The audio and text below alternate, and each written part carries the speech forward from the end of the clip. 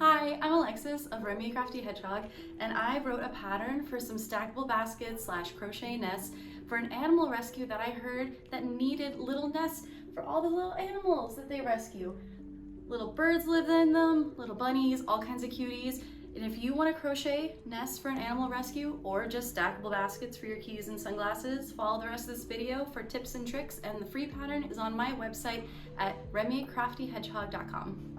For this demonstration, I'm going to be making the small version of the pattern, but there is also a medium and large written into the pattern for larger creatures that might need a comfy nest. This is the large, for example, just so you can see a size difference, and let's get started. First thing that you're going to need is the pattern. You can get it from my website, remycraftyhedgehog.com, under free patterns. You can see there it's listed as the stackable crochet basket or crochet nests. The printable pattern also has photos that accompany it and all the instructions. Now let's see what you actually need to make this pattern. First off, you need yarn. You'll be running 2 strands at a time, so I have 2 skeins. But to make it easier, you can use 1 skein and pull yarn from both the middle and the outside. I'm using sugar and cream, worsted weight, all cotton yarn. This color happens to be teal. I'm also using a 5mm crochet hook. And of course, I'm using some nice sharp scissors. Be careful!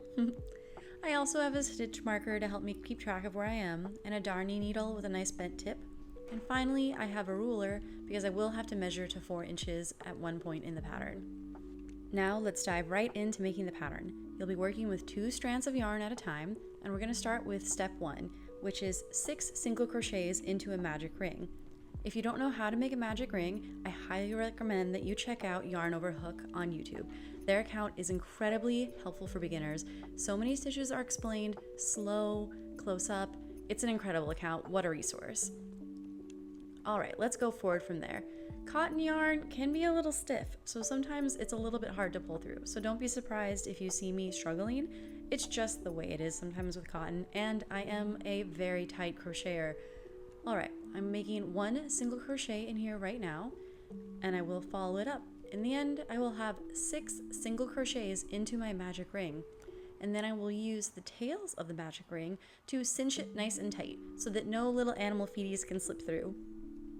Alright, I just finished my 6 single crochet. 1, 2, 3, 4, 5, and 6.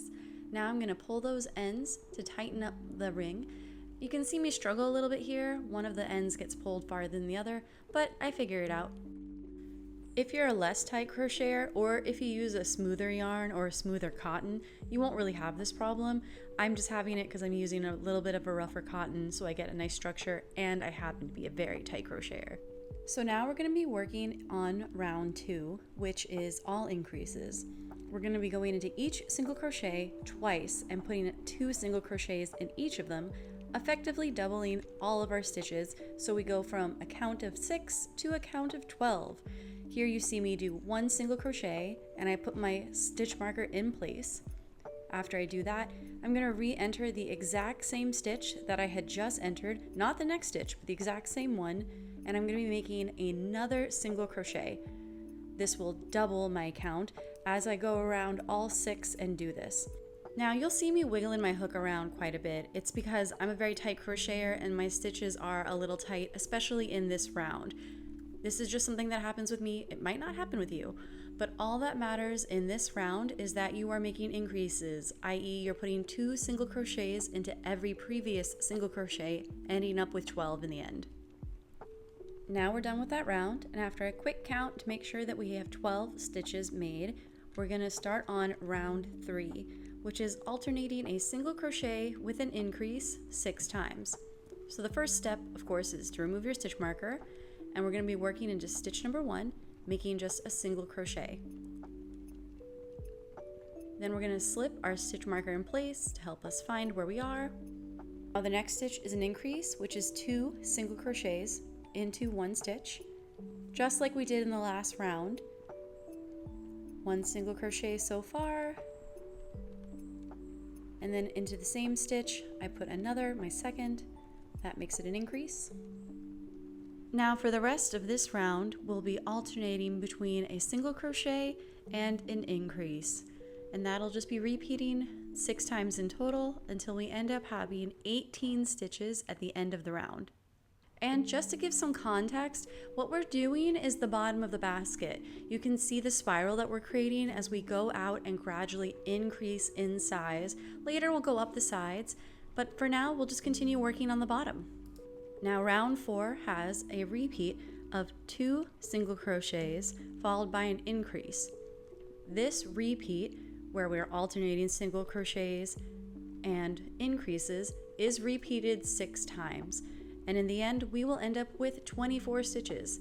Here you see me make 2 single crochets in a row, and then an increase into what was the 3rd stitch. I'm going to keep working my way around the round and see you at the end of it. At the end of round 4, we had 24 stitches, and now let's start round 5, which is 3 single crochets. Here you see me do the very first one, followed by an increase. That's my 2nd single crochet, and that's my 3rd single crochet. And into the next stitch, I will be making an increase. You will repeat this pattern until you end up with 30 stitches. I'll see you at the end of the round. Now that we finished round 5 and have 30 stitches, it's time to start round 6, which is 4 single crochets followed by an increase. So I'm going to do my first single crochet, put my stitch marker in, then I'm going to follow it up with 3 more single crochets. Then follow that up with an increase. And you keep repeating this pattern, this set of 4 single crochets followed by an increase. You repeat that 6 times in this round. All right, I'll see you at the end. Now that we have 36 stitches, we have completed round 6, and it's time to move on to round 7, where we will be making 5 single crochets followed by an increase. And you'll repeat that set 6 times until you have 42 stitches. I just did my first single crochet, now I'm doing my second, and you can see me make 5 single crochets. It's number 3, number 4, number 5. Now I'm going to be making my increase, which again is 2 single crochets into the same stitch, and I'll just continue repeating that until I have 42 stitches. If you're making the small size of crochet nest, this is where you would stop making the bottom and start working up the sides, because as you can see, it's not baby bird safe. If you're making the medium or large size, you continue going around on the pattern until you reach the desired size. Now the first step to make the sides is to work in the back loop only. Whether you're making the small, medium, or large, the instruction is the same. You see how the crochet stitch is comprised of 2 legs that make a V? Instead of working under both legs like you normally would, we're working under just one leg, the back leg, the leg farthest away from you. You can see I'm pointing it out with my darning needle, just the back part of that V, not both, just that back part. That's what you will be single crocheting into next and for this entire round. So as you watch, I use the point of my hook to enter that leg, yarn over, pull through, and I finish my first single crochet. Then I put my stitch marker on, gotta always have our road maps, and I continue going around doing the same thing, entering the back loop only, single crocheting. And I'll just keep going around and I'll see you at the end. Now that we reach the end of what is round 16 essentially, where we're only doing single crochets into the back loop only, leaving behind the front loop only, we continue on by doing a half double crochet round. To a half double crochet, you wrap your hook before you enter. You can see I'll wrap it again, just like a little scarf, slip it in the next stitch. You'll end up with 3 loops on your hook, 1, 2, 3, and you pull a loop through all 3 of them. That is a half double crochet. If you're confused about how to make a half double crochet, I absolutely recommend Yarn Over Hook. Their YouTube account is incredibly helpful for beginners, and I'll make sure to link their account below. For now, I'll continue on doing this round of only half double crochets, and I will see you at the end.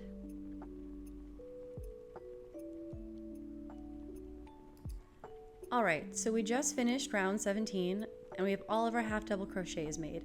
You can see they're a little bit taller than a standard single crochet. Now we're going to continue on with round 18, which is all single crochets all the way around.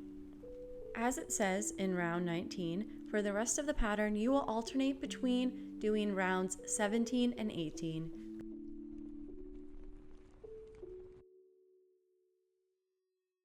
Once you think you've gotten about 4 inches in height and you've ended on a single crochet round, take out your measuring tape and see how far. I just hit 4 inches, so I'm ready to clip my yarn and pull through. A simple way to end this project at this point is to just tie a knot and weave in your ends, or just weave in your ends. But if you want to learn how to invisibly finish your work so that that edge is crisp, continue to watch and I'm happy to show you how to do that. Now, if you want to invisibly finish, take your yarn and thread your darning needle. You're going to skip the next stitch and enter into the stitch after. So not this one, you're going to enter into that one. Again, not this one, but you're going to enter into the one that's 2 stitches away from you. It might sound odd, but it turns out really beautifully. So slip it in under both legs of the stitch and pull through. I'm just going to pull out my yarn tail a little bit just to give you a better view. And then I'm going to angle the basket upwards so you can see where my yarn is coming out of. That single crochet. What I'm going to do now is I'm going to enter that single crochet under just the back loop. And I'll show you with my left hand holding the needle to make it a little easier to see. Normally you'd enter under both legs, but this time I'm entering under just the back loop and coming out the back. So you can see it right there, underneath the back loop only. And you pull through. You can see this big loop I've made. It's sort of like the top part of a single crochet. And now when you pull it tight, that's when the magic happens and it cinches right up. Look at that. It's so cool. I remember learning to invisibly finish and I have been addicted since. It makes it almost impossible to see where you began or ended your piece. Now I'm just going to weave in my ends and then my crochet nest will be completed. Now that my nest is finished, I can roll down the side either all the way down to where the front loop only leftover is, or I can roll it part of the way down if I want the basket to be a little bit taller. It's great for storing all kinds of things, baby birds, baby bunnies, or crochet hooks, scissors, rulers, stitch markers. It's a very versatile piece, and you can make all 3 sizes and stack them together inside of each other. If you are mailing your finished crochet nest to the Animal Welfare League of Arlington, I'll include their address below. Crochet is so easy to mail because it can't be broken. You can stuff as many as you can fit into a flat rate box, or if you have an extra mailer left over from when you've ordered something else, just stick it in there. No padding required. It's the easiest thing ever to ship. I hope you enjoyed making this pattern, and if you share it on social media, please tag me so I can see your work. Rove on!